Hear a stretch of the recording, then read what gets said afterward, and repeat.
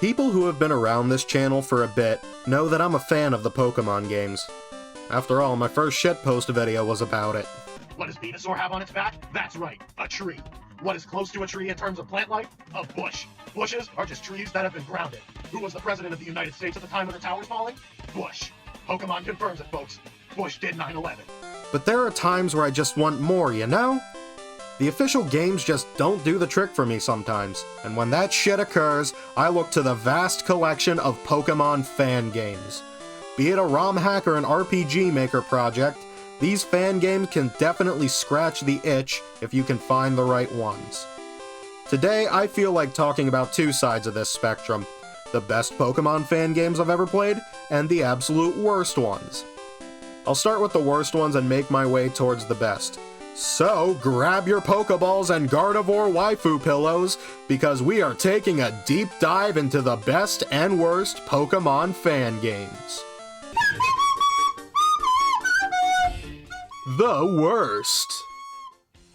Pokémon Quartz. We'll start off with a pretty notorious one. Pokémon Quartz. But Mike, the story's just fine, and it plays just like any other Pokémon game, so why the fuck is this one of the worst? Well, it's because of the Pokémon. Normally, somebody making their entire Pokédex out of original Fakemon is impressive, but here, every single one of them is ass ugly. Take a look at this shit. What the fuck is this abomination from the pits of hell?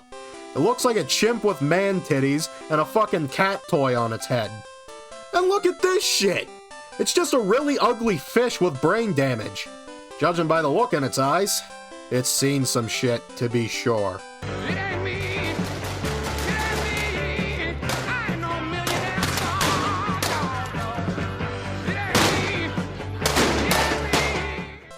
That's just a chode. It's a fucking penismon. Ugh, get them the fuck away from me. I ain't touching these abominations with a 10-foot pole. And I don't mean any disrespect to the creator of Pokémon Quartz, Mr. Barrow, either, but dude, you should really consider practicing your art because god damn are these things fucking ugly.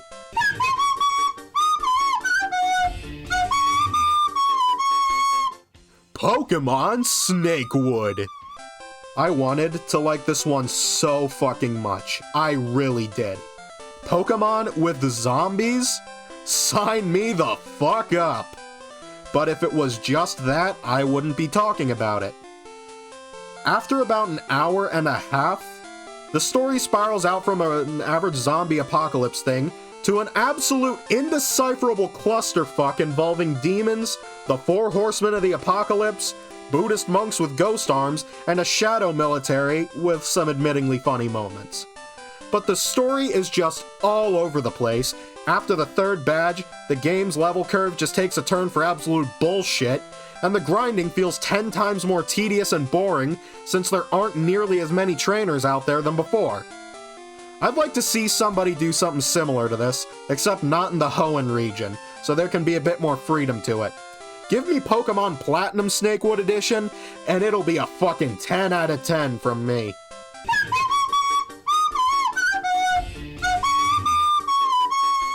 Pokémon Reborn. Now let's take a turn for the edgy. Pokémon Reborn is a game set in a grim dystopia full of drug addicts and hookers. The game literally starts with a terrorist blowing up a train, killing every passenger except you, and throughout the game, there is suicide, profanity used so often that it's just laughable, and it just takes itself way too damn seriously. You can tell in the first 10 minutes of the game that it was made by an emo 14-year-old who's pissed because his dad wouldn't let him go to a My Chemical Romance concert. This game would only get edgier if there was an 8-bit rendition of Evanescence's Bring Me to Life playing in the background.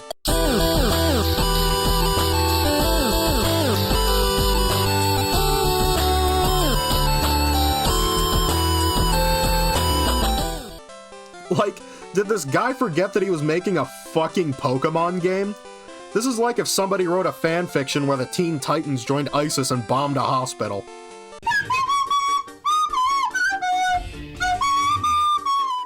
Pokémon my ass. And now we look at the opposite end of this shit spectrum, at the childish and immature. Pokémon my ass. Essentially the same story as Fire Red, with much more swearing, nudity, and dick jokes throughout. Ooh, the rival said ass, the pinnacle of comedy. This whole thing is like those fucking 12-year-olds who mod their Minecraft game to make all the mobs into half-naked anime girls. If your childish bullshit stands out in a Pokémon game, which was originally made for kids, chances are you need to grow up a bit and evolve your humor past swearing and dick jokes. And even if you don't do that, then at the very least make it clever, because none of this game is fucking clever. Now with the worst out of the way, let's take a look at the best. All of the hacks made by Drayano. Drayano is definitely one of the greater hack makers. His hacks are less about making his own Pokémon game, and more along the lines of adding many quality of life improvements to existing games. I first discovered his work with Pokémon Blaze Black. He made it so that the game was more difficult, providing me with a challenge. He made it possible to actually complete the Pokédex by making all 649 Pokémon available at the time possible to find and catch, and he added so much more shit, like the Fairy type from Gen 6 on, and better balances to each fighting Pokémon.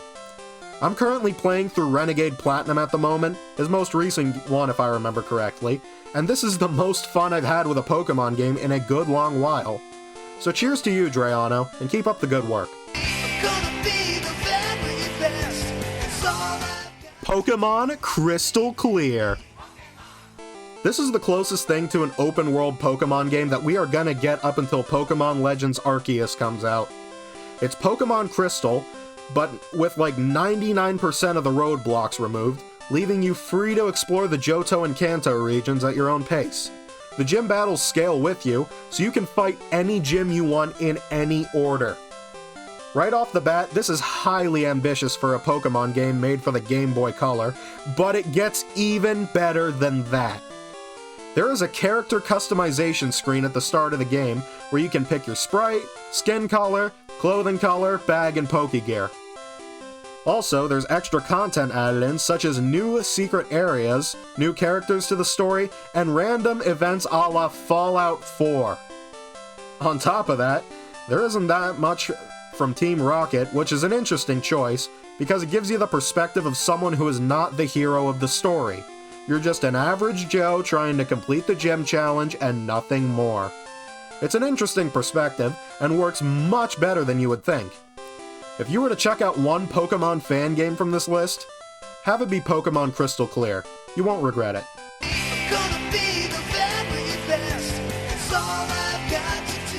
Pokémon Uranium. Next up is an entire Pokémon game made from scratch, Pokémon Uranium. On top of the large choice of Pokémon in the game, about 190 Fakemon were added on top of that. It's got an interesting story and has its dark moments without being overly edgy. Pokémon Reborn can learn a few things from this game. And Pokémon Uranium even got so popular at one point that Nintendo sent a cease and desist in an attempt to erase this fan game off of the internet.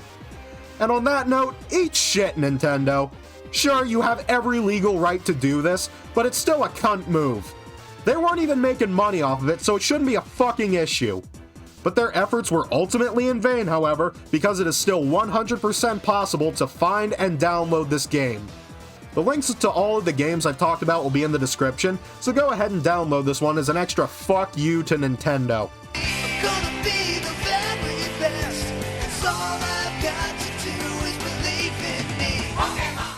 Pokémon has been widely loved globally for over 25 years now. It's been in my life for the entirety of it, and it'll probably be there when I'm 80 years old, stuck in a retirement home, and fading away due to dementia. It has had such an effect on my life, and clearly the lives of many others as well. Hell, I've been dipping my toes into the Pokémon fan game creation world as well, and I hope that something comes of it. Of course, that implies that those greedy fucks at Nintendo don't sue me over it! You motherfuckers! Why can't you be more like Sega? They encourage fan games and are loved by the community as a result. Fuck you! I'm Mike Osiris, and I'm going back under. Krabby, Snubble, Banana, Nanky, Chanty, and Zoom.